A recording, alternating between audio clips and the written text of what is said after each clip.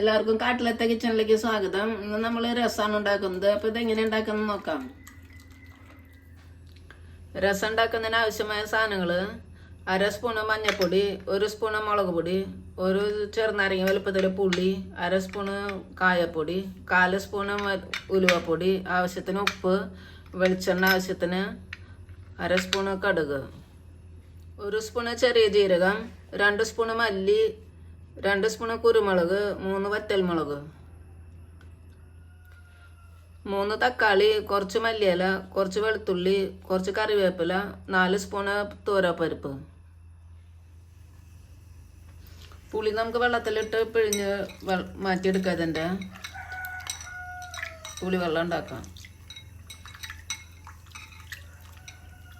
നന്നായിട്ട് പിഴിഞ്ഞിട്ടെടുക്കണം.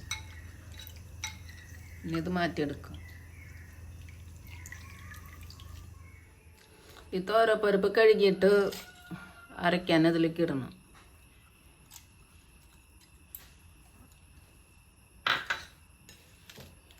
ഈ മല്ലി, ജീരകം, കുരുമുളക്,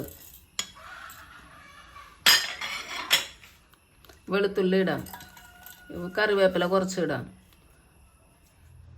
ഈ ടൊമാറ്റോ കട്ട് ചെയ്തിട്ട് ഇടാം. നമുക്കെല്ലാം അരച്ചിട്ട് കൊണ്ടുവരണം. ഇതേപോലെ അരച്ച് കൊണ്ടുവരാം. നന്നായിട്ട് ഫൈനായിട്ട് അരയ്ക്കൊന്നും വേണ്ട. അരച്ചത് നമുക്ക് കുക്കറിലേക്ക് ഇടാം. ഇതിൽ കുറച്ച് വെള്ളം ഒഴിച്ചിട്ട് വയ്ക്കാം. കുറച്ച് വെള്ളം ഒഴിച്ചിട്ട് ഒരു വിസിൽ വരണ വരെ വേവിക്കാം. കുറച്ചും കൂടി വെള്ളം ഒഴിക്കാം. മൂടിയിട്ടിട്ട് ഒരു വിസിൽ വരണ വരെ വേവിക്കാം. ഒരു വിസിൽ വന്നിട്ടുണ്ട്. ഇത് എയർ പ്രഷറൊക്കെ പോയിട്ട് നമുക്ക് എടുക്കാം. അത് ഇതിൽ പുളി വെള്ളം ഒഴിച്ചിട്ട് നന്നായി തിളപ്പിക്കണം. പുളി വെള്ളം ഒഴിക്കാം. ഇതിൽ ആവശ്യത്തിനുള്ള വെള്ളം ഒഴിക്കാൻ. രസം ഉണ്ടാക്കുമ്പോൾ ഇത്തിരി കൂടുതൽ വെള്ളം ഒഴിക്കല്ലോ. കുറച്ചും കൂടി വെള്ളം. ഇനി ഇത് തിളപ്പിച്ചിട്ട് അരിച്ചെടുക്കണം. രസം നന്നായി തിളച്ചിട്ടുണ്ട്. ഇത് നമുക്ക് അരിച്ചിട്ട് എടുക്കണം. ഇനി രസം ഇതിലേക്ക് അരിച്ചൊഴിക്കാനാണ്.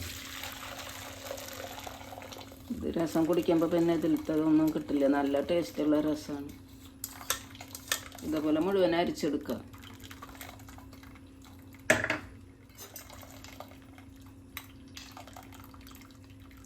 ഇതേപോലെ അരിച്ചെടുക്കുക. ഇനി നമുക്ക് ഇതിലേക്ക് മസാല ഇടാം. മഞ്ഞൾപ്പൊടി ഇടാം, മുളക് പൊടി, ഉപ്പിടാം,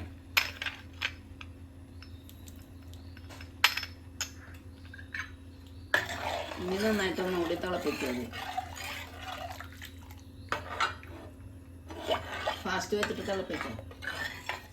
ഇതിപ്പോൾ 5 മിനിറ്റ് ആയിട്ട് തിളച്ചിട്ട് കുറച്ച് കറിവേപ്പില ഇടാം, മല്ലിയില ഇടാം. ഇനി നമുക്ക് താളിക്കാം. രസത്തിലേക്ക് താളിക്കാനായി നമുക്ക് വെളിച്ചെണ്ണ ഒഴിക്കാം. അതിൽ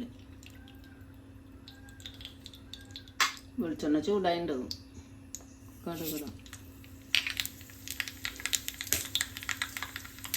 ഈ വറ്റൽമുളക് ഇടാം. കറിവേപ്പില ഇടാം.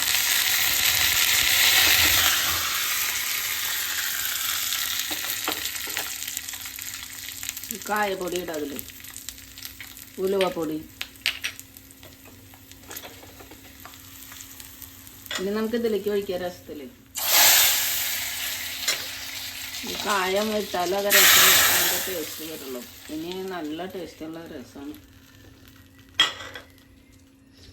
രസം റെഡി ആയിട്ടുണ്ട്. അപ്പം എല്ലാവരും ട്രൈ ചെയ്ത് നോക്കുക. ഇഷ്ടമെങ്കിൽ ലൈക്ക് ചെയ്യുക, ഷെയർ ചെയ്യുക, കമൻറ്റ് ചെയ്യുക, സബ്സ്ക്രൈബ് ചെയ്യുക. Thank you.